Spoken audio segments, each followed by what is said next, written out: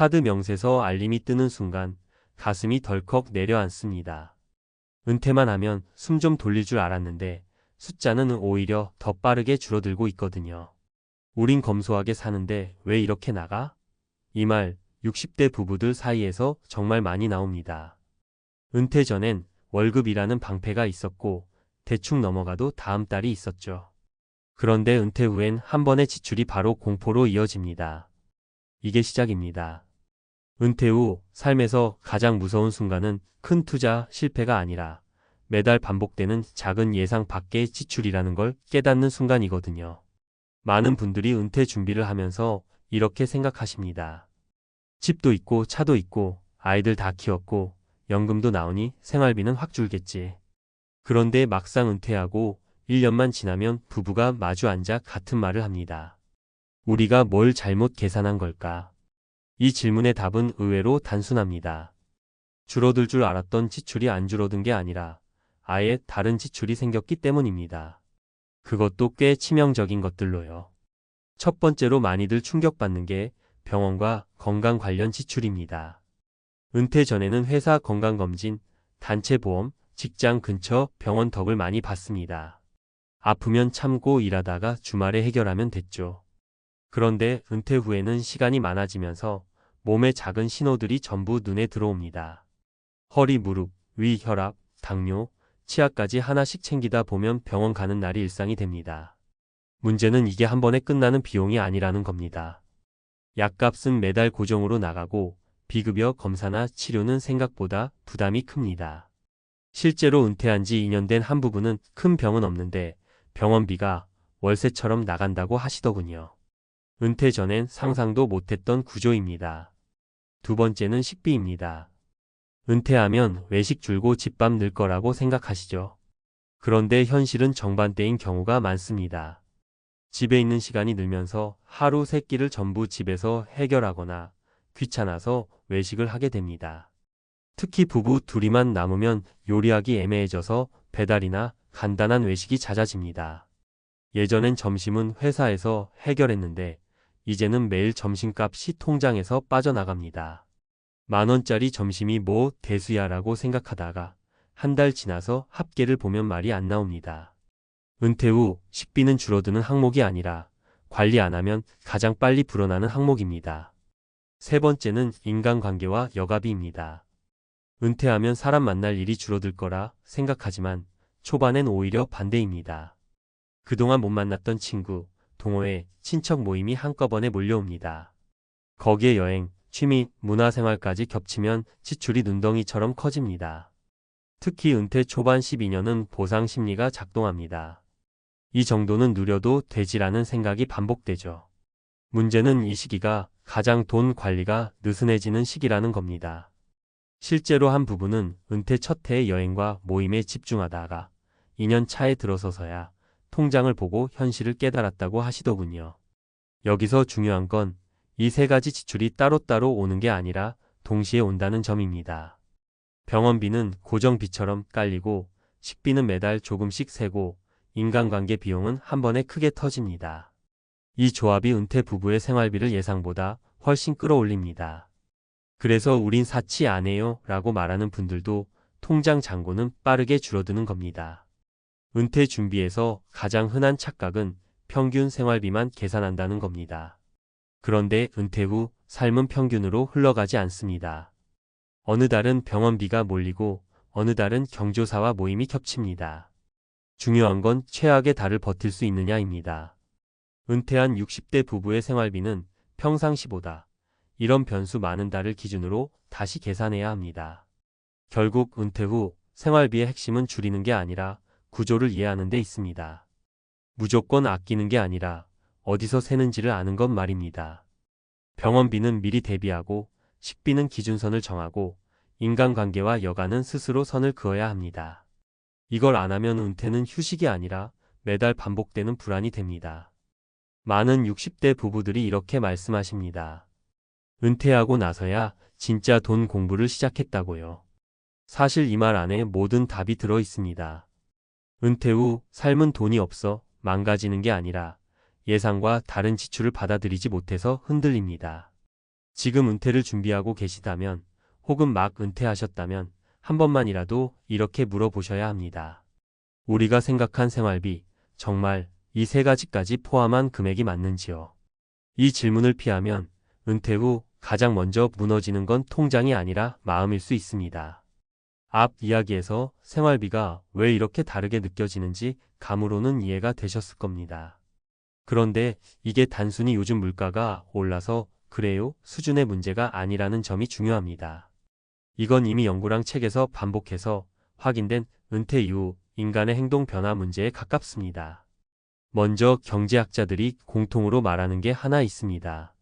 사람은 은퇴와 동시에 소비가 줄어들 것 같지만 실제로는 소비의 형태만 바뀐다는 겁니다.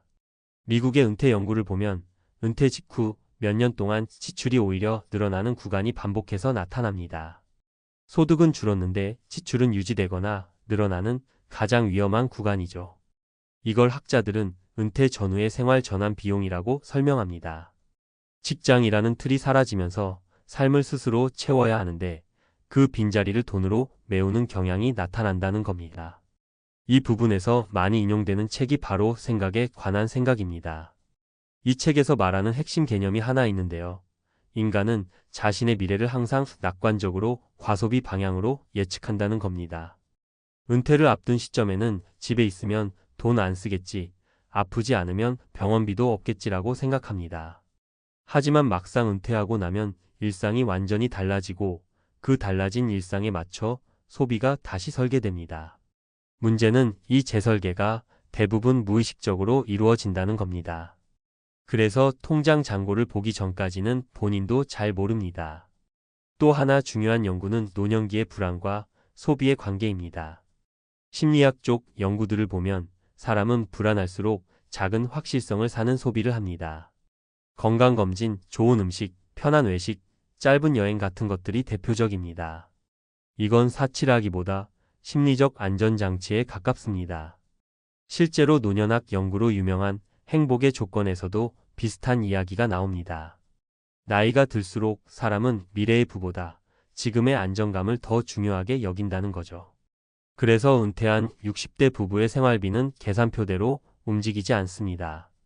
마음이 먼저 움직이고 돈은 그 뒤를 따라갑니다. 여기서 많은 분들이 착각하시는 게 있습니다. 그럼 다들 그렇게 흔들리니 어쩔 수 없는 거 아니냐는 생각입니다. 그런데 연구를 조금 더 들여다보면 갈림길은 분명히 존재합니다. 은퇴 후에도 생활비가 안정적으로 유지되는 부부들의 공통점은 딱 하나입니다. 돈을 줄이려고 애쓰기 전에 지출의 의미를 먼저 재정의했다는 점입니다. 병원비는 비용이 아니라 보험, 식비는 낭비가 아니라 생활 리듬, 인간관계 비용은 의무가 아니라 선택으로 바꿔 생각합니다. 이 관점 전환이 왜 중요하냐면 그래야 통제가 가능해지기 때문입니다. 연구에서도 확인되듯이 인간은 의미 없는 절약은 오래 못합니다. 반면 의미가 명확한 기준은 쉽게 지킵니다. 예를 들어 병원비를 무작정 줄이려 하면 불안이 커져서 오히려 다른 소비가 늘어납니다. 하지만 이 정도까지는 건강을 위한 필수 비용이라고 선을 긋는 순간 그 안에서는 마음이 안정됩니다.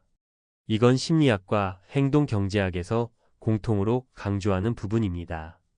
결국 은퇴 후 생활비 문제는 숫자의 문제가 아니라 구조와 인식의 문제입니다. 젊을 때는 소득이 문제를 덮어줬지만 은퇴 후에는 생각의 틀이 그대로 드러납니다. 그래서 은퇴하고 나서 통장이 흔들리는 분들은 게으르거나 계산을 못해서가 아닙니다. 인간으로서 너무 자연스러운 반응을 겪고 있는 겁니다. 중요한 건 이걸 미리 알고 대비하느냐, 아니면 통장이 줄어든 뒤에야 깨닫느냐의 차이입니다. 책과 논문이 반복해서 말하는 결론은 하나입니다. 은퇴 후 안정적인 삶은 더 많은 돈에서 오는 게 아니라 예상 밖 지출을 이미 알고 있는 상태에서 시작된다는 겁니다. 이 차이를 이해하는 순간 은퇴는 공포가 아니라 관리 가능한 현실이 됩니다. 평생 남들보다 더 벌었고 더 모았고 적어도 상위 10%라는 말에는 들어간다는 자산을 쥐고 퇴직했는데요. 회사 명함을 내려놓은 그 다음 달 카드값과 보험료, 관리비가 한꺼번에 빠져나간 통장을 보면서 처음으로 이런 생각이 든다고 하십니다. 이 돈으로 끝까지 갈 수 있을까? 이상하게도 그 순간부터 잠이 잘 안 옵니다. 숫자는 그대로인데 마음은 갑자기 가난해진 느낌이 드는 거죠. 퇴직 전까지는 다들 비슷합니다. 월급이라는 안전벨트가 있으니까요. 통장에 얼마가 있든 매달 들어오는 돈이 있다는 사실 하나만으로도 사람은 과감해집니다. 여행도 가고 차도 바꾸고 아이들 지원도 해주고 경조사도 빠지지 않습니다.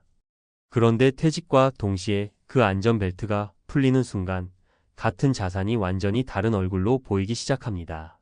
모아둔 돈이 자산이 아니라 남은 시간 동안 써야 할 생명줄로 바뀌는 순간입니다. 상위 10%라고 해도 이 함정에서 자유로운 사람은 많지 않습니다. 이유는 단순합니다. 자산의 크기보다 구조가 더 중요하기 때문입니다. 겉으로 보기엔 수억, 많게는 10억 가까운 자산을 가지고 있어도 막상 현금으로 매달 들어오는 돈이 없으면 불안은 순식간에 커집니다. 특히 우리나라 은퇴자들의 자산 구조는 집 한 채에 지나치게 쏠려 있는 경우가 많습니다. 살고 있는 집이 시세로는 비싸 보이지만 그 집이 당장 생활비를 만들어주지는 않거든요. 첫 번째 사례를 한번 보겠습니다. 50대 후반에 퇴직한 김모 씨 이야기입니다. 대기업에서 30년 넘게 근무했고 강남에 아파트 한 채, 현금성 자산도 어느 정도 갖추고 있었습니다. 주변에서는 다들 부럽다고 했습니다. 문제는 퇴직 후였습니다. 생활비는 예전 수준을 거의 유지했는데 월급이 끊기자 매달 통장에서 빠져나가는 돈이 눈에 들어오기 시작했습니다. 의료 보험료, 재산세, 관리비, 자녀 결혼 지원까지 겹치면서 생각보다 빠르게 현금이 줄어들었습니다. 집은 있지만 팔 수는 없고 전세를 주자니 이사 갈 곳이 마땅치 않았습니다. 결국 김 씨는 상위 10% 자산가라는 타이틀을 가진 채 매달 통장 잔고를 계산하며 불안 속에 살게 되셨습니다. 두 번째는 자영업을 오래 하다 은퇴한 박모 부부 사례입니다. 젊을 때 장사가 잘 돼 건물 한 채를 마련했고 그게 노후의 전부라고 생각하셨습니다. 문제는 건물 수익이 생각보다 불안정했다는 점입니다. 공실이 생기고 임차인이 바뀔 때마다 수리비가 들고 대출 이자는 계속 나갔습니다. 퇴직 전에는 가계 수입으로 이런 변동성을 감당했지만 은퇴 후에는 작은 변수 하나에도 생활이 흔들렸습니다. 자산 가치는 컸지만 매달 손에 쥐는 돈은 들쭉날쭉했습니다. 결국 부부는 외식도 줄이고 여행도 포기하면서 부자 노후와는 거리가 먼 생활을 하게 되셨습니다. 세 번째는 전문직으로 일하다 일찍 은퇴한 이모 씨 이야기입니다. 젊을 때부터 열심히 투자해 자산 규모는 분명 상위권이었습니다. 하지만 대부분이 주식과 펀드에 묶여 있었고 변동성이 큰 자산이었습니다. 은퇴 직후 시장이 흔들리자 자산 가치가 눈에 띄게 줄었습니다. 장기적으로는 회복될 수 있다는 걸 머리로는 알지만 당장 써야 할 생활비를 생각하면 마음이 편할 수가 없었습니다.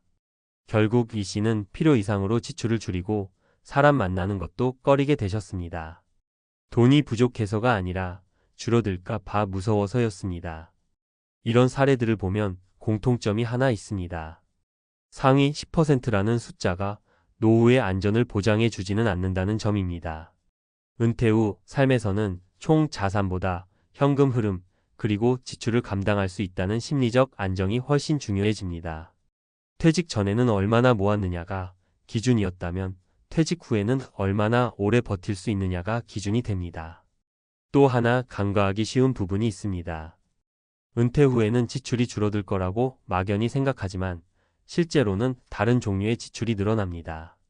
병원비, 건강관리 비용, 자녀와 손주를 위한 지출, 그리고 예상치 못한 가족 행사들이 계속 생깁니다. 이 모든 게 한꺼번에 닥치면 아무리 상위 10% 자산이라도 마음이 흔들릴 수밖에 없습니다. 그래서 은퇴 준비에서 정말 중요한 건 숫자 하나에 안심하지 않는 태도입니다. 주변에서 누군가 상위 10%라고 말해주면 그 말에 위로받기보다는 한 번 더 점검해 보셔야 합니다.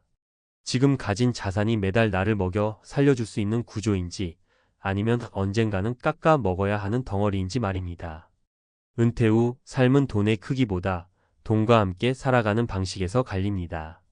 많이 모은 분들일수록 오히려 불안해하시는 이유가 여기 있습니다. 잃을 게 많기 때문입니다. 그래서 진짜 노후 준비는 상위 몇 %에 들어가는 게 아니라 퇴직 후에도 통장을 덜 들여다보게 만드는 구조를 만드는 데 있습니다. 그걸 준비하지 않으면 상위 10% 통장을 들고도 흔들리는 순간은 누구에게나 찾아옵니다. 앞에서 이야기한 불안은 기분 문제나 성격 문제가 아닙니다. 이건 꽤 오래전부터 연구로 반복해서 확인된 현상입니다. 많은 분들이 내가 괜히 겁을 먹는 건가 하고 자신을 탓하시는데요. 논문을 조금만 들여다보면 오히려 그 불안이 너무 정상적이라는 걸 알게 됩니다. 미국과 유럽에서 은퇴자를 대상으로 한 여러 연구를 보면 은퇴 직후 가장 크게 증가하는 감정이 재정 불안입니다. 소득이 끊기는 순간 자산이 아무리 많아도 뇌는 이걸 위험 신호로 받아들인다는 거죠. 행동경제학에서는 이를 소득 중단 충격이라고 부릅니다. 월급이라는 자동 수입이 사라지면 인간은 자산의 절대 크기보다 감소 속도에 더 민감해진다는 겁니다. 쉽게 말해 1,000만 원이 늘어나는 기쁨보다 1,000만 원이 줄어드는 공포가 훨씬 크다는 거죠. 이와 관련해 은퇴 연구로 유명한 리타이어먼트 플래닝 가이드북에서는 아주 인상적인 표현이 나옵니다.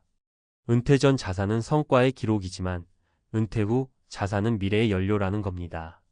기록일 때는 많을수록 자부심이 생기지만 연료가 되는 순간부터는 언제 바닥날지 계산하게 됩니다.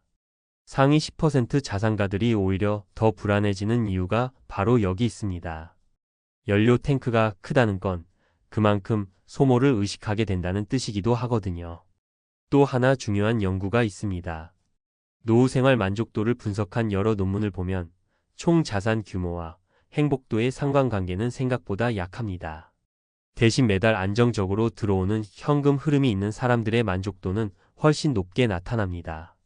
집 한 채를 더 가진 사람보다 금액은 작아도 예측 가능한 수입이 있는 사람이 마음이 편하다는 결과가 반복해서 나옵니다. 이건 한국 은퇴자에게 특히 치명적인 부분입니다. 자산은 많은데 매달 들어오는 돈은 국민연금 하나뿐인 구조가 워낙 흔하기 때문입니다. 심리학 쪽 연구를 보면 더 씁쓸해집니다. 은퇴 후 자산이 많은 사람일수록 지출을 줄이는 경향이 강하다는 결과도 있습니다. 돈이 없어서가 아니라 있는 게 무서워서입니다. 이걸 보유 회피 성향이라고 부르는데요. 가진 것이 클수록 그것을 지키려는 본능이 강해집니다. 그래서 상위 10%임에도 불구하고 여행을 미루고 사람 만나는 걸 줄이고 삶의 반경이 오히려 좁아지는 분들이 많아집니다. 숫자는 부자인데 체감 삶은 가난해지는 아이러니가 생기는 겁니다. 책과 논문들이 공통적으로 말하는 결론은 하나입니다. 은퇴 준비의 핵심은 얼마를 모았느냐가 아니라 불안을 어떻게 관리할 구조를 만들었느냐입니다. 현금 흐름, 지출의 유연성, 그리고 최악의 상황에서도 버틸 수 있다는 확신.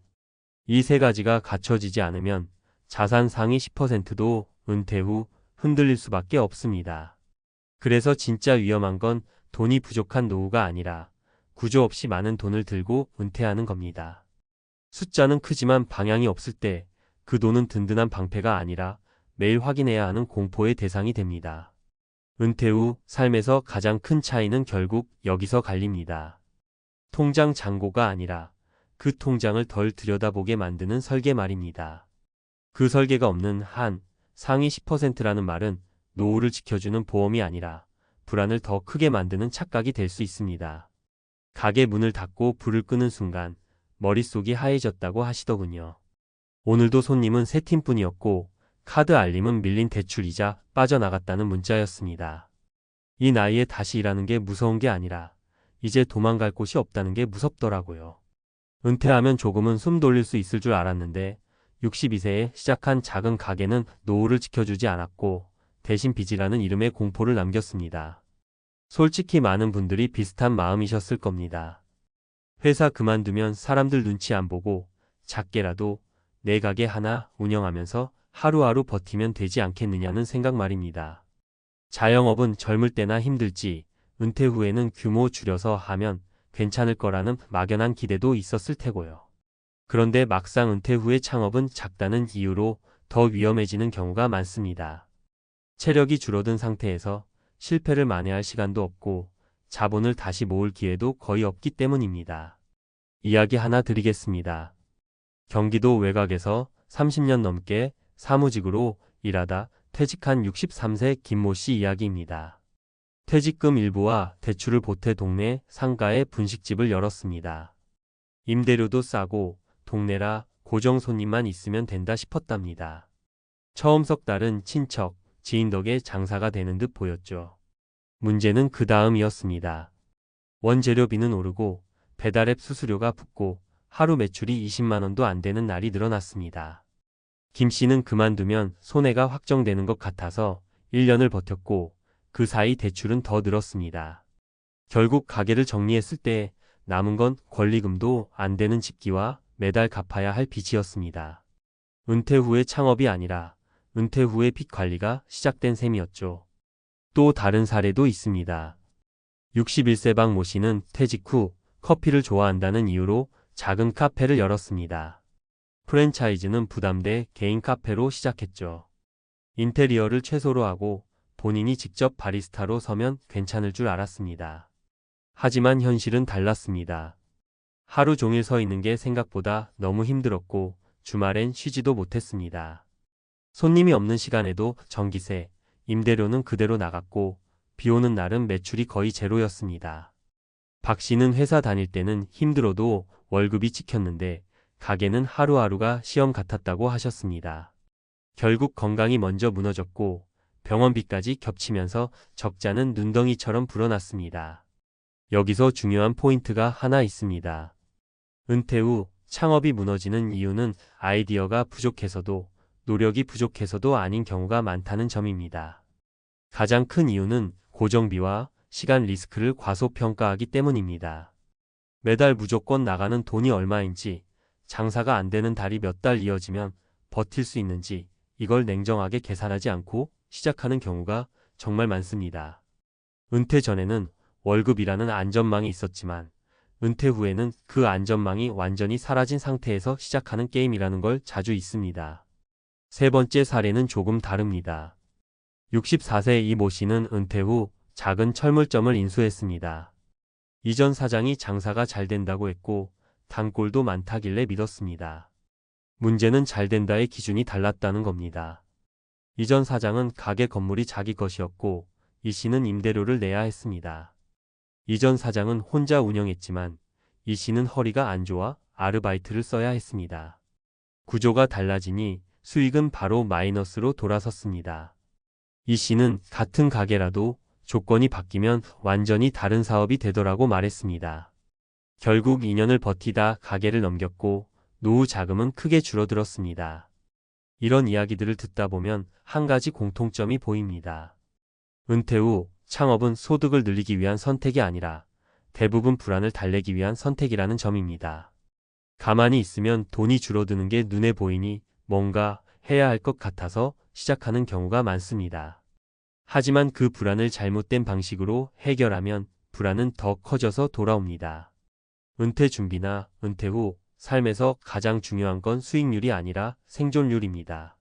매달 큰 돈을 벌지 않아도 절대 무너지지 않는 구조가 더 중요합니다. 가게를 열기 전에 최소한 스스로에게 물어봐야 합니다. 이 가게가 석 달, 6달, 1년 동안 적자가 나도 버틸 수 있는지, 몸이 아파 쉬어야 할 때도 돈이 계속 나가지 않는 구조인지 말입니다. 이 질문에 명확한 답이 없다면 그건 사업이 아니라 도박에 가깝습니다. 많은 분들이 그래도 뭐라도 해야 줘라고 말씀하십니다. 맞습니다. 아무것도 안 하자는 이야기는 아닙니다. 다만 은퇴 후의 일은 가게 임대료와 대출을 동반하는 일이 아니라 필요하면 멈출 수 있는 일이어야 합니다. 오늘 쉬어도 손실이 커지지 않는 구조, 몸 상태에 따라 조절 가능한 일이 훨씬 안전합니다. 은퇴 후 선택한 작은 가게는 때로는 인생의 마지막 도전처럼 보입니다. 하지만 그 가게가 무너지면 다시 일어설 시간은 거의 없습니다. 그래서 은퇴 후 창업은 할 수 있느냐 보다 망해도 괜찮으냐를 먼저 물어야 합니다. 그 질문 앞에서 망설여진다면 그 망설임이 바로 가장 중요한 경고 신호일지도 모릅니다. 앞선 이야기를 조금 더 멀리서 그러나 더 냉정하게 바라보겠습니다. 왜 은퇴 후 창업은 이렇게 자주 무너질까요? 이건 개인의 판단 미스만으로 설명하기엔 너무 반복적입니다. 학자들은 이미 오래전부터 이 현상을 경고해 왔습니다. 노벨 경제학상을 받은 생각에 관한 생각에서 다니엘 카너먼은 인간이 미래를 예측할 때 구조적으로 낙관 편향에 빠진다고 말합니다. 특히 자신이 직접 통제한다고 느끼는 영역일수록 실패 확률을 과소평가합니다. 은퇴 후 가게 창업이 딱 그렇습니다. 내 가게, 내가 직접 관리, 크게 욕심 안 냄 이런 말들이 마음을 편하게 만들죠. 하지만 통계적으로 보면 소규모 자영업은 규모가 작을수록 외부 충격에 더 취약합니다. 임대료, 경기 변동, 건강 문제 중 단 하나만 흔들려도 바로 적자로 전환됩니다. 은퇴와 관련된 연구에서도 비슷한 경고가 나옵니다. 미국의 은퇴 연구를 집대성한 더 리타이어먼트 메이즈에서는 은퇴 이후 가장 큰 리스크로 예측 불가능한 지출과 수입의 경직성을 꼽습니다. 쉽게 말해 돈 나갈 일은 갑자기 늘어나는데 돈 들어오는 길은 너무 고정돼 있다는 겁니다. 가게를 열면 이 문제가 더 심해집니다. 수입은 날씨와 손님 기분에 따라 흔들리는데 임대료와 이자는 한 번도 쉬지 않고 나갑니다. 이 구조 자체가 은퇴자에게는 너무 가혹합니다. 또 하나 중요한 연구가 있습니다. 행동경제학자들이 말하는 회복 불가능성 문제입니다. 젊을 때 실패는 시간이 해결해주지만 은퇴 후의 실패는 시간이 오히려 적입니다. 학술지에 실린 여러 은퇴 관련 논문들은 은퇴 후 자영업 실패가 자산 감소뿐 아니라 우울감, 건강 악화, 사회적 고립으로까지 이어질 확률이 높다고 말합니다. 단순히 돈 문제로 끝나지 않는다는 이야기입니다. 가게를 접은 뒤 내가 쓸모없는 사람이 된 것 같다는 감정을 겪는 분들이 생각보다 많습니다. 여기서 핵심은 아주 단순합니다. 은퇴 후 삶에서는 수익을 극대화하는 선택보다 실패를 통제하는 선택이 훨씬 중요합니다. 워런 버핏이 반복해서 말한 것처럼 투자에서 제일 중요한 원칙은 돈을 버는 게 아니라 잃지 않는 것입니다. 이 원칙은 은퇴 후 일과 창업에도 그대로 적용됩니다. 매달 많이 벌 수 있는 구조보다 아예 크게 잃을 가능성이 없는 구조가 더 낫습니다. 그래서 많은 전문가들은 은퇴 후의 일은 사업이 아니라 조절 가능한 활동이어야 한다고 말합니다. 오늘 쉬어도 고정비가 거의 늘지 않고 몸이 아프면 멈출 수 있고 안 맞으면 접어도 인생 전체가 흔들리지 않는 형태 말입니다. 책과 논문에서 공통으로 나오는 조언은 하나입니다. 은퇴 후에는 기회를 찾기보다 리스크를 줄이는데 에너지를 쓰라는 겁니다. 은퇴 후 작은 가게가 위험한 이유는 작아서가 아니라 되돌릴 수 없기 때문입니다. 다시 월급으로 돌아갈 길이 없는 시점에서 매달 손실이 자동으로 발생하는 선택을 했다는 사실이 가장 무서운 지점입니다. 그래서 은퇴 후 창업을 고민하신다면 이게 잘 되면 어떡하지? 보다 이게 망하면 나는 어떻게 되지? 를 먼저 떠올리셔야 합니다. 그 질문에 답이 없다면 그건 아직 시작할 준비가 안 됐다는 뜻입니다. 은퇴 후 삶은 도전의 무대라기보다 지켜야 할 무대에 가깝습니다. 이미 쌓아온 시간과 자산, 그리고 남은 삶의 안정감 말입니다. 그걸 걸고 시작하는 작은 가게는 생각보다 훨씬 큰 선택일 수 있습니다. 카드값 알림이 울리는 순간 심장이 먼저 내려앉는다는 분들 많으실 겁니다. 은퇴하면 좀 편해질 줄 알았는데 월말만 되면 통장을 먼저 열어보게 되고 연금 날짜까지 며칠 남았는지부터 세게 되죠. 몸은 쉬는데 머리는 더 바빠지는 게 은퇴 후 현실입니다. 특히 시장이 흔들리거나 뉴스에서 노후 빈곤 같은 말이 나올 때면 지금 이 선택이 맞는 건지 밤에 잠이 안 옵니다. 그런데 이상하게도 같은 은퇴자들 중에 표정이 전혀 다른 분들이 있습니다. 매달 큰 돈이 아니어도 꾸준히 돈이 들어오고 시장이 빠져도 상대적으로 담담합니다. 무슨 비밀이 있나 들여다보면 대단한 사업을 하거나 한 방에 성공한 게 아니었습니다. 오히려 공통점은 너무 단순해서 처음엔 다들 그게 되겠어? 라고 넘겼던 방식이더라고요. 이분들은 은퇴 전부터 혹은 은퇴 직후부터 딱 3가지 ETF만 꾸준히 모았습니다. 화려한 테마도 아니고 유행 따라 갈아타지도 않았습니다. 매달 생활비를 쓰고 남은 돈으로 같은 날, 같은 방식으로 샀습니다. 중요한 건 수익률 자랑이 아니라 은퇴 후에도 심리가 무너지지 않는 구조를 먼저 만들었다는 점이었습니다. 많은 분들이 은퇴를 앞두고 가장 크게 착각하는 게 있습니다. 목돈만 있으면 괜찮다는 생각입니다. 실제로 상담해 보면 자산 규모는 충분한데도 불안에 시달리는 분들이 정말 많습니다. 이유는 간단합니다. 통장에 찍히는 흐름이 없기 때문입니다.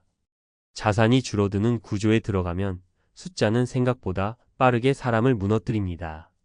반대로 매달 들어오는 돈이 있으면 금액이 크지 않아도 마음이 버팁니다. 첫 번째 사례를 하나 말씀드려 보겠습니다. 50대 후반에 퇴직한 분이었는데 퇴직금 일부와 기존 자산으로 매달 배당 중심 ETF를 꾸준히 모아 오셨습니다. 은퇴 초반엔 배당금이 생활비의 일부 정도였지만 몇 년이 지나자 공과금과 통신비는 배당으로 해결이 되더군요. 이분이 가장 크게 느낀 변화는 돈을 쓰면서도 죄책감이 사라졌다는 점이었습니다. 예전엔 커피 한 잔도 망설였는데 이제는 배당 들어오는 날이 하나의 월급 날처럼 느껴진다고 하셨습니다. 두 번째 사례는 좀 다른 유형입니다. 은퇴 직후 시장이 크게 흔들리는 시기를 겪은 분이었는데 주변에서 손절하라는 말이 쏟아졌다고 합니다. 그런데 이분은 이미 생활비의 일부를 커버하는 ETF 구조를 만들어둔 상태였습니다. 주가가 빠져도 배당은 비교적 안정적으로 들어왔고 그 덕분에 바닥에서 팔지 않았습니다. 오히려 그 시기에 같은 ETF를 더 모았습니다. 몇 년 뒤 시장이 회복됐을 때 이분은 그때 매달 들어오던 돈이 없었으면 버티지 못했을 것이라고 하셨습니다. 세 번째 사례는 은퇴 후 재취업과 병행한 경우입니다. 월급이 많지 않은 단기 일자리였지만 급여 전부를 생활비로 쓰지 않고 일정 금액은 그대로 ETF에 넣었습니다. 이를 그만두는 순간이 와도 이미 ETF에서 나오는 돈이 작은 월급처럼 자리 잡고 있었기 때문입니다. 이분은 은퇴를 한 번에 끊는 게 아니라 소득의 주체를 천천히 바꾸는 느낌이었다고 표현하셨습니다. 이 세 사례의 공통점은 딱 하나입니다. 수익률보다 지속성을 먼저 챙겼다는 겁니다. 시장을 맞추려 하지 않았고 복잡한 포트폴리오도 아니었습니다. 주식형 ETF로 성장의 한 축을 만들고 배당이나 현금 흐름 중심 ETF로 생활비의 일부를 담당하게 하고 변동성을 완충해줄 자산을 하나 더 두는 구조였습니다. 은퇴 후 투자에서 가장 무서운 건 손실 그 자체보다 손실을 견디지 못하게 만드는 심리입니다. 매달 들어오는 돈이 없는 상태에서 자산이 줄어들면 사람은 합리적인 판단을 하기 어렵습니다. 반대로 이번 달에도 이만큼은 들어온다는 확신이 있으면 시장이 흔들려도 생각보다 차분해집니다. 그래서 이분들은 ETF를 투자 상품이 아니라 연금처럼 다루는 통장으로 생각했습니다. 가격이 오르내리는 건 부차적인 문제였고 중요한 건 매달 같은 행동을 반복하는 것이었습니다. 이 단순함이 은퇴 후 삶에서는 가장 강력한 무기가 됩니다. 은퇴 준비든 이미 은퇴한 이후든 결국 질문은 하나로 모입니다. 나는 매달 어떤 돈으로 살아갈 것인가? 이 질문에 답이 없는 상태에서 자산 규모만 키우면 불안은 줄지 않습니다. 하지만 크지 않아도 꾸준히 들어오는 구조를 만들어두면 은퇴 후 삶의 표정이 달라집니다. 지금 당장 완벽할 필요는 없습니다. 세 가지 ETF를 정해두고 매달 같은 날 같은 방식으로 모으는 것, 그 단순한 반복이 은퇴 후 경제적 자유의 출발점이 됩니다. 돈이 많아서 가능한 게 아니라 구조를 먼저 만들었기 때문에 가능한 이야기였습니다. 앞에서 세 가지 ETF를 연금처럼 다루는 통장으로 써라라고 말씀드렸잖아요. 이게 그냥 유튜브식 구호가 아니라 은퇴 연구들이 계속 같은 방향을 가리키기 때문에 더 무섭고도 현실적인 얘기입니다. 은퇴 후에 자산이 무너지는 진짜 이유는 대개 수익률이 낮아서가 아니라 초반 몇 년의 시장이 꺾였을 때 생활비 인출이 겹치면서 회복할 힘을 잃는 구조 때문이거든요. 이걸 학계에서는 수익률 순서 위험이라고 부르는데 같은 평균 수익률이라도 은퇴 초반에 하락장이 오면 결과가 완전히 달라진다는 겁니다. 이 포인트는 은퇴 인출 연구에서 아주 반복적으로 나옵니다. 그래서 매달 돈이 들어오는 느낌이 왜 중요하냐면요. 이게 단순히 기분 문제가 아니라 생존 문제라서 그렇습니다. BNGN의 고전적인 안전인출률 연구나 이른바 트리니티 연구로 불리는 COOLEY HUBBA RTWALG 계열 연구가 공통으로 보여주는 건 은퇴 포트폴리오에서 인출이 시작되는 순간부터 게임의 규칙이 바뀐다는 사실입니다. 쌓아 올릴 때는 변동성이 그냥 숫자였지만 꺼내 쓰기 시작하면 변동성이 현금 고갈로 번역됩니다. 여기서 세 가지 ETF가 갖는 힘은 맞추는 투자가 아니라 버티는 구조를 만들기 쉽다는 데 있어요. 보통은 성장 주식시장 전체 같은 광범위 주식 ETF, 현금 흐름 배당 인컴 성격의 ETF, 완충채권이나 단기채 같은 변동성 낮은 ETF 이렇게 역할을 나누면 은퇴 초반에 시장이 흔들릴 때도 생활비를 전부 주식에서 강제로 빼지 않게 됩니다. 결국은 초반 인출 압력을 줄여서 수익률 순서, 위험을 완화하는 쪽으로 가는 거죠. 이런 논의는 실무 연구 쪽에서도 굉장히 많이 강조됩니다. 그리고 한 가지 더, 이건 논문이랑 책을 같이 보면 더 소름 돋는 포인트인데요. 사람은 총수익보다 현금으로 들어오는 돈에 훨씬 더 강하게 반응합니다. 배당을 좋아하는 심리, 월급처럼 들어오는 돈을 선호하는 심리를 행동재무학에서는 꽤 오래전부터 다뤄왔고 SHFRIN과 STATMAN의 고전 논문은 투자자들이 현금 배당을 왜 그렇게 선호하는지 심리 메커니즘으로 설명합니다. 여기에 카너먼트 버스키의 전망이론 계열 이야기, 그리고 데니얼 카너먼의 책에서 말하는 손실회피 성향까지 합치면 결론이 딱 나옵니다. 사람은 손실을 보면 계획을 유지하기보다 고통을 끊기 위해 매도를 선택하기 쉽고 은퇴 초반 하락장은 그 버튼을 가장 세게 누릅니다. 그러니까 세 가지 ETF의 진짜 목적은 배당 많이 받자가 아니라 내 뇌가 공포에 휘둘릴 때도 자동으로 굴러가는 레일을 깔아두는 겁니다. 매달 들어오는 현금 흐름이 있으면 똑같은 하락장을 만나도 이번 달 카드값은 이걸로 메우자라는 선택지가 생기고 그 선택지가 결국 바닥 매도를 막아줍니다. 반대로 현금 흐름이 없으면 생활비 때문에 어쩔 수 없이 성장 자산을 팔게 되고 그게 누적되면 회복장에서 내 지분이 줄어들어 버립니다. 그게 은퇴자에게 가장 잔인한 시나리오죠. 마지막으로 한마디만 더 드리면요. 세 가지 ETF만이라는 말은 단순화의 기술이기도 합니다. 은퇴 후에는 정보가 많을수록 불안이 커집니다. 자꾸 바꾸고 싶고 갈아타고 싶고 남들 수익 인증을 보면 심장이 흔들립니다. 그런데 규칙이 단순하면 내가 흔들릴 때 할 일이 딱 하나로 줄어듭니다. 그냥 하던 대로 모으는 것. 그 한 가지가 은퇴 후 삶을 지켜주는 경우가 정말 많습니다. 아침에 남편이 툭 던지듯 말합니다. 나 회사 그만둘까 생각 중이야. 그 순간 머릿속이 하얘지셨을 겁니다. 아직 애 학비도 끝나지 않았고 대출도 남아있고 노후는 막연한데 말이죠. 은퇴라는 단어는 언젠가 올 줄은 알았지만 이렇게 갑자기 눈앞으로 끌려올 줄은 몰랐던 겁니다. 준비되지 않은 은퇴는 자유가 아니라 공포로 먼저 다가옵니다. 이 사람이 일을 그만두면 우리 집은 얼마나 버틸 수 있을까라는 질문이 자동으로 떠오르니까요. 솔직히 말씀드리면 요즘 50대 남편들이 은퇴를 고민하는 이유는 단순하지 않습니다. 체력은 예전 같지 않고 회사에서는 슬슬 자리도 좁아집니다. 성과 압박은 커지는데 보상은 예전만 못하고 언제 구조조정 명단에 오를지 모른다는 불안도 늘 달고 삽니다. 겉으로는 멀쩡해 보여도 속은 이미 많이 지쳐있는 경우가 많습니다. 그래서 이제 좀 쉬고 싶다는 말이 나오기 시작합니다. 문제는 그 쉬고 싶다는 말 한마디가 가정 전체의 생존 문제로 바로 연결된다는 점입니다. 많은 아내분들이 여기서 갈등을 겪습니다. 남편의 고단함은 이해하지만 동시에 현실적인 계산이 먼저 떠오르죠. 지금 회사를 그만두면 매달 들어오던 월급은 끊기고 연금은 아직 멀었고 퇴직금은 생각보다 빠르게 줄어들 수 있다는 걸 이미 주변 사례로 많이 봐왔으니까요. 그래서 이 문제는 감정만으로도 숫자만으로도 해결이 안 됩니다. 둘 다 함께 봐야 합니다. 실제 사례를 하나 말씀드려 볼게요. 첫 번째는 수도권에서 중소기업 임원으로 일하던 50대 후반 남편 이야기입니다. 회사 스트레스가 심해지면서 어느 날 더 버티다가는 몸이 먼저 망가질 것 같다고 했습니다. 퇴직금과 저축을 합치면 78년은 버틸 수 있을 것 같다는 계산도 나왔죠. 결국 부부는 은퇴를 선택했습니다. 문제는 생활 패턴이 전혀 바뀌지 않았다는 겁니다. 출근만 안 할 뿐 외식 여행차 유지비는 그대로였습니다. 처음 23년은 괜찮았습니다. 하지만 예상보다 빠르게 통장이 줄어들자 불안이 커졌고 남편은 다시 일자리를 찾기 시작했습니다. 문제는 50대 후반의 재취업이 생각보다 쉽지 않았다는 점입니다. 결국 소득은 줄고 자존감도 흔들렸습니다. 이 부부가 가장 크게 후회한 건 생활비를 기준으로 은퇴를 계산하지 않았던 것이었습니다.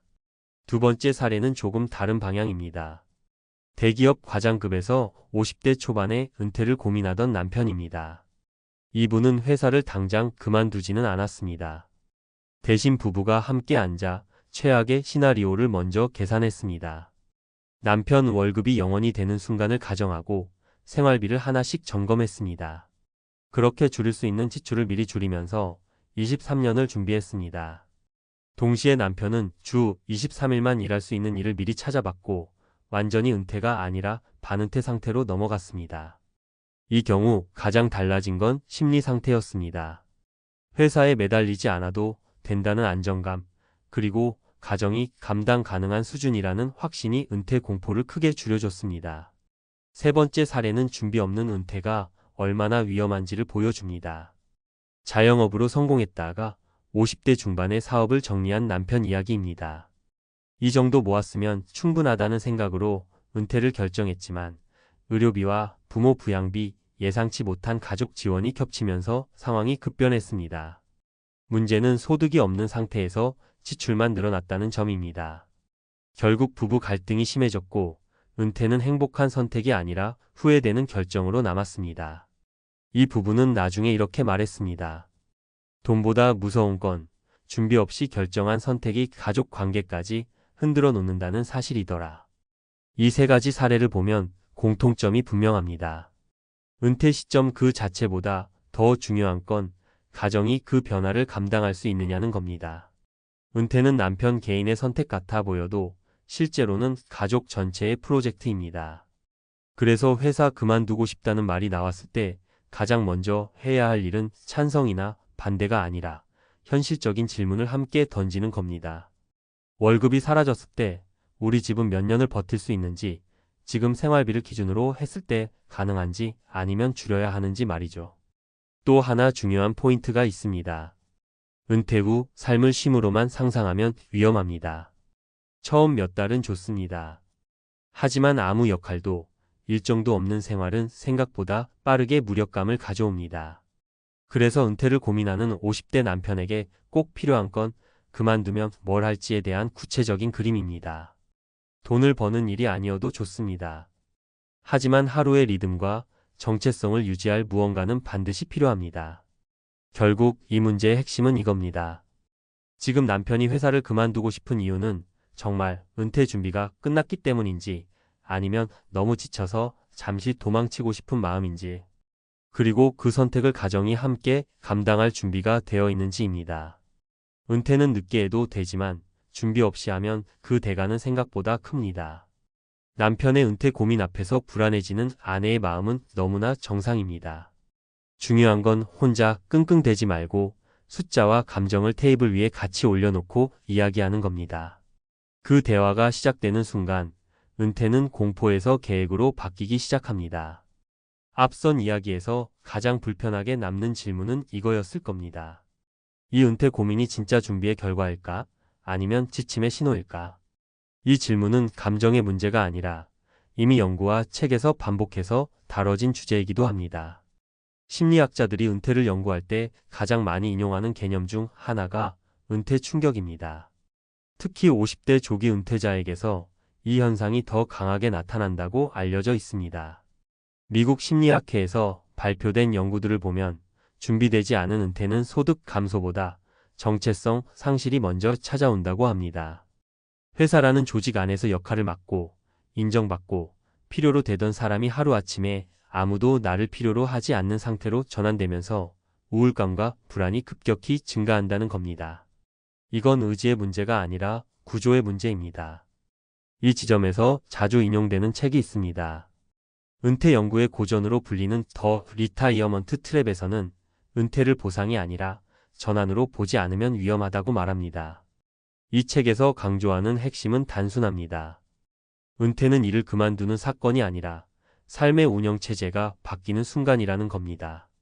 운영체제가 바뀌는데 아무 준비 없이 버튼만 꺼버리면 그 다음에 오는 건 자유가 아니라 혼란이라는 거죠. 경제 쪽 연구도 비슷한 결론을 냅니다. MIT와 하버드 연구진이 공동으로 진행한 은퇴 후 소비 패턴 분석 논문들을 보면 은퇴 직후 3년 동안은 소비가 크게 줄지 않습니다. 사람들은 이제 덜 쓰겠지라고 생각하지만 실제로는 생활 습관이 그대로 유지되는 경우가 대부분입니다. 문제는 소득은 줄었는데 지출은 관성처럼 남아있다는 점입니다.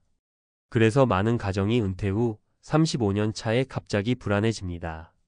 이 시점을 연구자들은 지연된 은퇴 스트레스 구간이라고 부릅니다. 이걸 현실 언어로 바꾸면 이런 말이 됩니다. 은퇴 직후가 가장 위험한 게 아니라 조금 익숙해졌을 때가 진짜 위험하다는 겁니다. 처음엔 퇴직금이 든든해 보이고 통장 숫자도 아직 큽니다. 하지만 그 숫자가 줄어드는 속도를 체감하는 순간 가정 내 긴장이 급격히 높아집니다.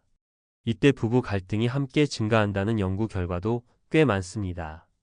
은퇴는 개인 사건이 아니라 가족 시스템 전체에 충격을 주는 사건이기 때문입니다. 또 하나 중요한 연구 주제가 있습니다. 바로 은퇴 결정의 주도권입니다. 사회학자들이 분석한 자료를 보면 본인이 원해서 은퇴한 사람과 밀려서 은퇴한 사람의 삶의 만족도는 크게 다릅니다. 여기서 말하는 원해서라는 건 단순히 회사를 싫어해서가 아닙니다. 재정, 역할, 하루의 구조까지 어느 정도 그림이 그려진 상태에서 선택했느냐를 말합니다. 반대로 더는 못 버티겠다는 감정 하나로 결정한 은퇴는 시간이 갈수록 후회 확률이 높아진다는 게 반복된 결론입니다. 이 맥락에서 많은 재무학자들이 공통적으로 권하는 게 있습니다. 은퇴를 사건으로 보지 말고 과정으로 쪼개라는 겁니다.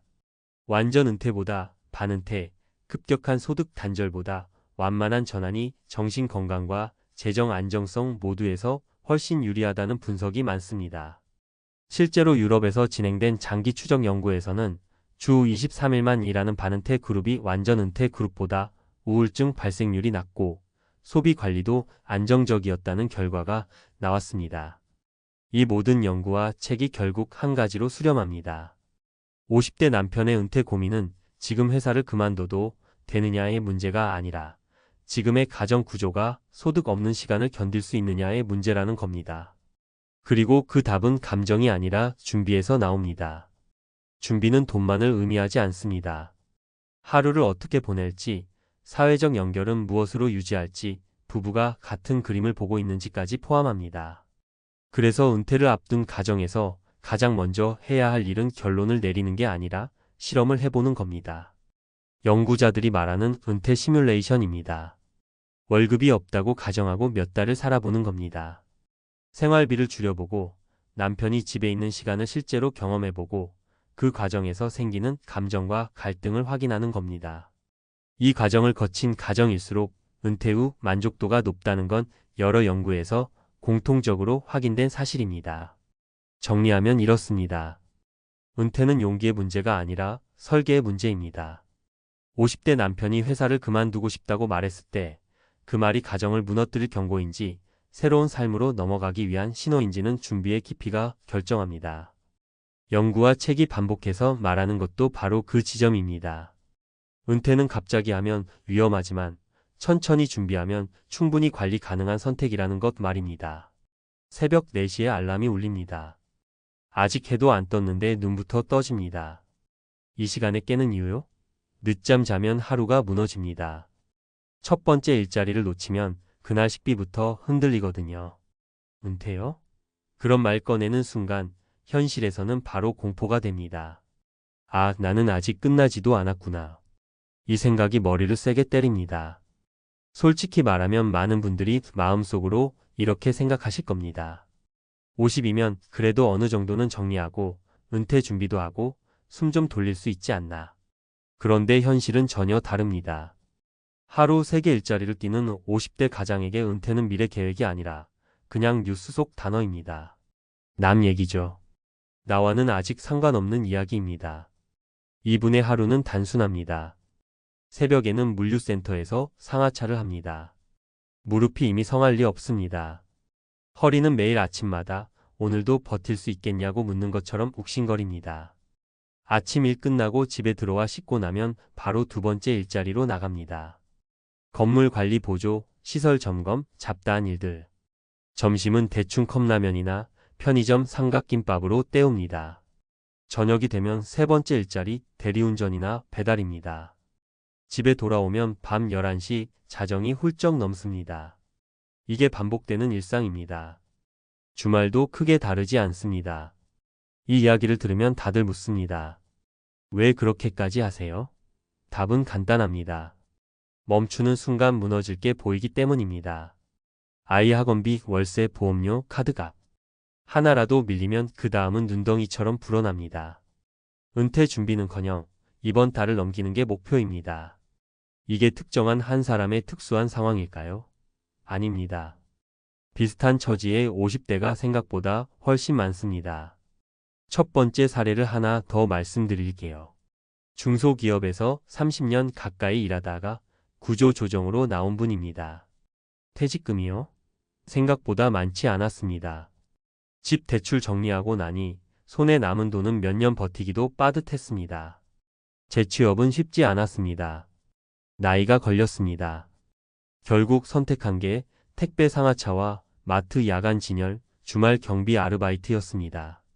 이분이 하신 말이 아직도 귀에 남습니다. 은퇴는 돈 많은 사람들 얘기지 나는 그냥 직장이 없어졌을 뿐이에요. 두 번째 사례는 자영업을 접은 분입니다. 장사 잘 될 때는 주변에서 부럽다고 했습니다. 그런데 몇 년 만에 상황이 바뀌었습니다. 임대료 오르고 매출 줄고 인건비 감당 안 되고 가게 문 닫고 나니 남은 건 빚과 몸뿐이었습니다. 이분도 지금은 새벽 청소, 낮에는 공사 현장 보조, 밤에는 대리운전을 합니다. 은퇴 후 삶을 생각해 본 적 있냐고 물었더니 이렇게 말했습니다. 은퇴 후가 아니라 내일 아침이 걱정입니다. 세 번째 사례는 조금 다릅니다. 한때 연봉도 괜찮았고 직장도 안정적이었습니다. 문제는 준비였습니다. 노후를 언젠가는 되겠지 하고 미뤄뒀습니다. 자녀 교육비, 집 확장, 차 바꾸는데 돈을 다 써버렸습니다. 막상 쉰 뒤에 보니 매달 들어오는 돈이 거의 없었습니다. 연금은 생각보다 적었습니다. 결국 선택한 게 여러 개의 파트타임 일이었습니다. 이분이 가장 힘들어했던 건 돈보다 자존감이었습니다. 내가 이렇게까지 살아야 하나라는 생각이 매일 들었다고 합니다. 이 세 사례의 공통점이 뭘까요? 게으름도 아니고 능력이 없어서도 아닙니다. 준비 없는 은퇴, 아니 정확히 말하면 준비되지 않은 노후로 밀려났다는 점입니다. 은퇴를 선택하지 않았는데 일자리를 잃거나 소득이 줄어들면서 사실상 은퇴 같은 상태에 놓인 겁니다. 그런데 생활은 그대로입니다. 아니 더 비싸졌습니다. 많은 분들이 은퇴를 일을 안 하는 상태로 생각합니다. 하지만 현실에서 은퇴는 소득 구조가 바뀌는 시점입니다. 문제는 이 변화가 준비 없이 오면 공포가 된다는 겁니다. 그래서 하루 3개 일자리를 뛰는 겁니다. 쉬고 싶지 않아서가 아니라 쉬면 바로 무너지니까요. 이쯤에서 이런 생각이 드실 겁니다. 그럼 답이 없다는 건가요? 답은 있습니다. 다만 듣기 불편할 수 있습니다. 은퇴는 나이로 오는 게 아니라 소득 구조로 옵니다. 월급 하나에 인생을 걸어두면 그 월급이 사라지는 순간 공포가 시작됩니다. 반대로 금액이 크지 않아도 꾸준히 들어오는 소득이 있으면 은퇴는 훨씬 현실적인 선택지가 됩니다. 여기서 중요한 건 얼마를 모았느냐보다 어떻게 들어오느냐입니다. 연금이든 소규모 임대든 작은 부업이든 구조가 있어야 합니다. 위 사례 속 분들에게 공통적으로 없었던 게 바로 이 구조였습니다. 그래서 몸으로 시간을 팔 수밖에 없었던 겁니다. 또 하나 놓치기 쉬운 게 건강입니다. 하루 3개 일자리는 버티는 동안은 괜찮아 보입니다. 하지만 어느 순간 몸이 먼저 신호를 보냅니다. 무릎, 허리, 혈압, 수면. 이게 무너지기 시작하면 선택지는 더 줄어듭니다. 그때 가서 은퇴를 고민하면 이미 늦습니다. 그건 은퇴가 아니라 강제 정지에 가깝습니다. 이 글을 읽으면서 마음이 불편하셨다면 그게 정상입니다. 은퇴는 달콤한 단어처럼 들리지만 준비 없는 은퇴는 공포입니다. 지금 하루 3개 일자리를 뛰고 있는 분들의 이야기는 미래의 누군가가 아니라 어쩌면 몇 년 뒤 우리의 모습일 수도 있습니다. 그래서 은퇴 준비라는 말이 중요합니다. 멋진 노후를 위해서가 아니라 이런 공포를 피하기 위해서입니다. 은퇴는 쉬는 게 아닙니다. 살아남는 방식이 바뀌는 겁니다. 그걸 미리 준비한 사람만이 언젠가 이제 좀 쉬어도 되겠다는 말을 현실에서 할 수 있습니다. 그렇지 않으면 은퇴는 끝까지 남의 이야기가 됩니다. 앞선 이야기에서 가장 무서운 건 돈이 부족하다는 사실 자체가 아니었습니다. 진짜 공포는 이 생활이 언제까지 이어질지 모른다는 불확실성이었습니다. 이 지점에서 많은 연구와 책들이 공통적으로 짚는 핵심이 하나 있습니다. 사람을 가장 빨리 무너뜨리는 건 가난 그 자체보다 통제력을 잃었다는 감각이라는 겁니다. 노벨 경제학상 수상자인 다니엘 카너먼은 인간이 불행해지는 가장 큰 이유로 예측 불가능한 손실을 꼽았습니다. 소득이 적어도 예측이 가능하면 버티지만 언제 끊길지 모르는 수입은 뇌를 끊임없는 공포 상태로 몰아넣는다고 했습니다. 하루 3개 일자리를 뛰는 50대 가장의 상태가 딱 이겁니다. 이번 달은 넘길 수 있을지, 몸이 버텨줄지, 내년에도 일이 있을지 아무것도 확신할 수 없습니다. 하버드대에서 진행된 장기 연구에서도 비슷한 결론이 나옵니다. 은퇴 이후 삶의 만족도를 좌우하는 가장 큰 요소는 자산 규모가 아니라 지속적인 역할과 안정적인 소득 흐름이었습니다. 이 연구를 토대로 로버트 월딩거가 쓴 좋은 삶이란 무엇인가를 보면 돈이 많아도 소득이 한 번에 끊긴 사람들은 불안과 우울을 급격히 경험했고 반대로 큰 돈이 없어도 매달 들어오는 구조가 있는 사람들은 심리적으로 훨씬 안정적이었습니다. 여기서 중요한 포인트가 하나 있습니다. 지금 하루 3개 일자리를 뛰는 분들은 게으르지 않습니다. 오히려 누구보다 성실합니다. 문제는 이 성실함이 구조가 아니라 노동량에만 묶여 있다는 점입니다.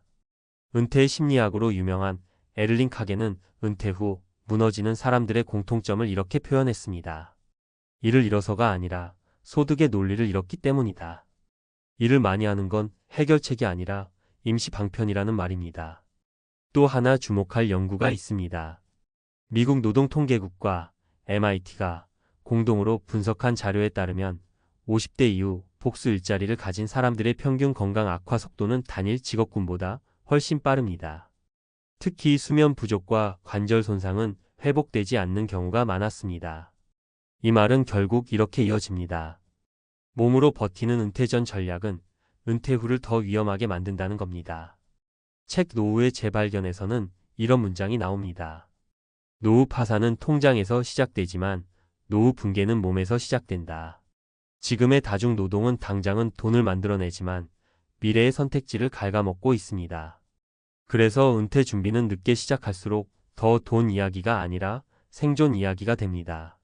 그렇다면 답은 뭘까요? 논문과 책들이 공통적으로 말하는 해법은 거창하지 않습니다. 빨리 부자가 되라는 이야기도 아닙니다. 첫째, 소득을 노동과 분리하라는 겁니다. 액수가 작아도 좋습니다. 연금, 장기 배당, 임대, 반복 가능한 기술 수입처럼 내가 쉬어도 들어오는 흐름을 하나라도 만들어야 합니다. 둘째, 일을 줄이지 말고 바꾸라는 겁니다. 육체 노동에서 경험 기반 노동으로 이동할수록 은퇴 이후에 지속 가능성이 높아진다는 연구 결과가 분명히 있습니다. 마지막으로 한 가지 더 중요합니다. 은퇴는 시점이 아니라 방향입니다. 더 포페이저즈 어브 리타이어먼트에서는 은퇴를 완전한 휴식으로 상상한 사람들이 가장 큰 좌절을 겪는다고 말합니다. 반대로 은퇴를 일의 형태를 바꾸는 과정으로 받아들인 사람들은 훨씬 덜 무너졌습니다. 하루 3개 일자리를 뛰는 50대 가장의 이야기는 불행담이 아니라 경고입니다. 지금의 고단함이 문제가 아니라 이 고단함을 언제까지 끌고 가야 하느냐가 문제입니다. 은퇴는 꿈 같은 소리일 수 있습니다. 하지만 준비 없는 은퇴가 공포라면 준비하는 과정은 최소한 선택권을 남겨줍니다. 그리고 논문과 책들이 한 목소리로 말합니다. 선택권이 있는 노후와 없는 노후의 차이는 돈보다 훨씬 크다고요. 통장 잔고를 직접 확인한 건 아니지만요. 술 한잔 돌고 분위기 풀리면 꼭 이런 말이 나옵니다. 야, 솔직히 말해서 지금 통장에 얼마 있냐? 그 순간이 묘합니다. 다들 웃고 있지만 속으로는 계산기를 두드리고 계시거든요. 나보다 많으면 불안하고 나보다 적으면 잠깐 안도했다가 또 마음이 불편해집니다. 은퇴하고 나면 남의 통장이 괜히 더 궁금해집니다. 왜냐하면 그게 곧 내 미래 같거든요. 회사 다닐 때는 월급날이 있었고 다음 달이 보였죠. 그런데 은퇴하고 나면 시간이 갑자기 길어집니다. 한 달, 1년이 아니라 10년, 20년을 봐야 하니까요. 그래서 통장 잔고라는 게 단순한 숫자가 아니라 마음의 안전벨트처럼 느껴집니다. 그런데 막상 주변 은퇴한 지인들 이야기를 들어보면요. 생각보다 남아있는 금액이 많아서 놀라는 경우도 있고 반대로 저렇게 살아도 되나 싶을 정도로 아슬아슬한 경우도 많습니다. 한 분은 대기업에서 오래 근무하시고 퇴직금도 꽤 받으신 분이었습니다. 다들 당연히 여유 있을 거라 생각했죠. 실제로 은퇴 직후 몇 년은 여행도 다니고 골프도 치고 차도 바꾸셨습니다. 겉으로 보면 잘 사는 은퇴자의 전형이었어요. 그런데 어느 날 술자리에서 툭 던지듯 이런 말씀을 하시더군요. 나 통장에 남은 현금 생각보다 얼마 안 된다. 이유를 들어보니 이해가 갔습니다. 퇴직금 대부분이 집에 묶여 있었고 생활비는 매달 빠져나가는데 들어오는 돈은 거의 없었던 겁니다. 자산은 있어 보이지만 통장은 늘 말라 있었던 거죠. 은퇴 후 삶에서 현금 흐름이 얼마나 중요한지 그분 얼굴에서 그대로 느껴졌습니다. 집 한 채보다 매달 들어오는 돈이 없다는 게 이렇게 사람을 불안하게 만든다는 걸요. 또 다른 지인은 평범한 직장인이셨습니다. 연봉도 아주 높진 않았고 퇴직금도 특별할 건 없었죠. 대신 이분은 은퇴 전부터 생활비를 줄이는 연습을 하셨습니다. 은퇴하고 나서가 아니라 은퇴하기 몇 년 전부터요. 외식 줄이고 차 한 대 팔고 고정비부터 손보셨습니다. 그래서 은퇴 후에도 생활 수준이 크게 달라지지 않았습니다. 통장 잔고를 들여다보면 엄청 많은 돈은 아니었지만 줄어드는 속도가 느렸습니다. 이분이 하신 말이 기억에 남습니다. 돈이 많은 것보다 덜 불안한 게 더 중요하더라. 은퇴 후 삶에서는 이 말이 진짜 현실입니다. 잔고의 크기보다 속도가 문제라는 걸 이분은 몸으로 알고 계셨던 거죠. 반대로 정말 충격적인 경우도 있었습니다. 은퇴 전에는 늘 자신감 넘치던 분이었는데요. 은퇴하고 몇 년 지나 연락이 뜸해졌습니다. 나중에 알게 된 사정은 이랬습니다. 은퇴 후 뭔가를 해야 불안이 사라질 것 같아서 지인의 권유로 투자를 시작하셨고 그게 잘못 꼬이기 시작했습니다. 처음에는 작은 손실이었는데 만회하려다 더 깊이 들어가셨고 결국 통장이 급격히 얇아졌습니다. 이분은 이렇게 말하셨습니다. 회사 다닐 때는 돈이 위험해지기 전에 월급이 막아줬는데 은퇴하고 나니까 실수 한 번이 그대로 치명타더라. 은퇴 후 통장은 회복력이 다릅니다. 다시 벌 기회가 적다는 게 이렇게 무섭습니다. 이 세 사람 이야기를 듣고 나면 한 가지 공통점이 보입니다. 은퇴한 지인들 통장에 생각보다 돈이 남아있던 사람들은요, 단순히 많이 벌었던 분들이 아닙니다. 은퇴 전부터 은퇴 후를 구체적으로 그려본 분들이었습니다. 생활비를 숫자로 계산해봤고, 최악의 상황도 한 번쯤 상상해봤고, 무엇보다 나는 언제까지 얼마를 써도 괜찮은 사람인가를 스스로에게 물어본 분들이었습니다. 은퇴 준비라는 게 꼭 거창할 필요는 없습니다. 몇 억이 있어야 한다. 이런 이야기보다요. 내가 은퇴 후에 한 달에 얼마를 쓰며 살 수 있는지, 그 돈이 어디서 어떻게 나오는지, 이걸 알고 있는지가 훨씬 중요합니다. 실제로 은퇴한 분들 이야기를 들어보면 통장 잔고가 많은데도 불안해서 잠 못 드는 분들이 있고 잔고는 많지 않아도 마음은 비교적 편한 분들이 있습니다. 차이는 명확합니다. 준비의 방식입니다. 은퇴 후 삶은 생각보다 길고 생각보다 단순합니다. 매달 나가는 돈은 반복되고 들어오는 돈은 제한적입니다. 그래서 통장은 매일 보게 됩니다. 회사 다닐 때보다 훨씬 자주요. 그때마다 아직 괜찮다라는 생각이 들면 삶의 질이 유지되고 이러다 큰일 나는 거 아니야? 라는 생각이 들면 일상이 흔들립니다. 결국 은퇴 후 통장은 돈의 문제가 아니라 마음의 문제로 이어집니다. 그래서 주변 은퇴한 지인들 통장을 가만히 들여다보면 생각보다 남아있는 금액의 차이가 아니라 생각의 차이가 더 크게 보입니다.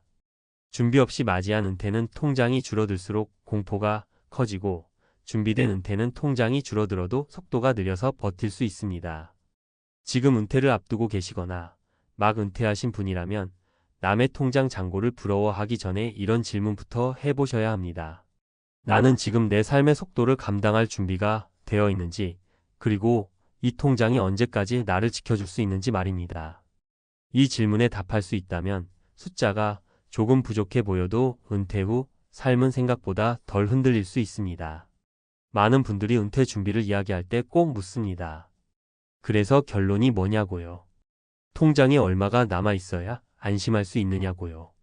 그런데 연구나 책을 조금만 들여다보면 이 질문 자체가 조금 잘못됐다는 걸 알게 됩니다. 숫자가 마음의 불안을 완전히 없애주지는 않는다는 거죠. 노벨 경제학상을 받은 행동경제학자 데니얼 카너먼의 연구를 보면 소득이나 자산이 일정 수준을 넘어서면 행복과 안정감은 더 이상 비례하지 않습니다. 특히 은퇴 이후에는 이 현상이 더 강해집니다. 돈이 많아도 불안한 사람은 계속 불안하고 상대적으로 적어도 예측 가능한 삶을 사는 사람은 심리적으로 훨씬 안정돼 있다는 겁니다. 은퇴 후 통장 잔고가 주는 안정감은 총액이 아니라 예측 가능성에서 나온다는 말이죠. 실제로 은퇴 연구로 유명한 MIT 에이지랩의 보고서를 보면 은퇴자의 삶의 만족도를 가장 크게 좌우하는 요소는 자산 규모보다 월별 현금 흐름을 스스로 이해하고 있는가였습니다. 다시 말해 통장에 얼마가 있느냐보다 매달 얼마가 들어오고 나가는지를 정확히 알고 있는 사람이 훨씬 덜 불안했습니다. 이건 현장에서 듣는 이야기와도 정확히 맞아떨어집니다. 은퇴한 지인들 중에서 통장이 비교적 오래 버티는 분들은 대부분 이번 달은 이 정도 쓰면 된다라는 기준이 분명했습니다. 책에서도 같은 이야기를 합니다. 은퇴 설계의 고전으로 불리는 윌리엄 번스타인의 책에서는 이런 문장이 나옵니다. 은퇴는 자산 관리의 문제가 아니라 위험 관리의 문제라고요. 젊을 때는 수입이 위험을 덮어주지만 은퇴 후에는 작은 실수가 바로 삶의 균형을 무너뜨린다는 겁니다. 그래서 은퇴 후 통장이 빠르게 줄어드는 사람들의 공통점은 투자, 실력 부족이 아니라 위험을 과소평가했다는 점이었습니다. 남들은 다 한다는 말, 마지막 기회 같다는 말에 흔들린 순간부터 통장은 방어력을 잃기 시작합니다. 또 하나 흥미로운 연구가 있습니다. 미국 심리학회에서 발표한 은퇴자 대상 장기 추적 연구인데요.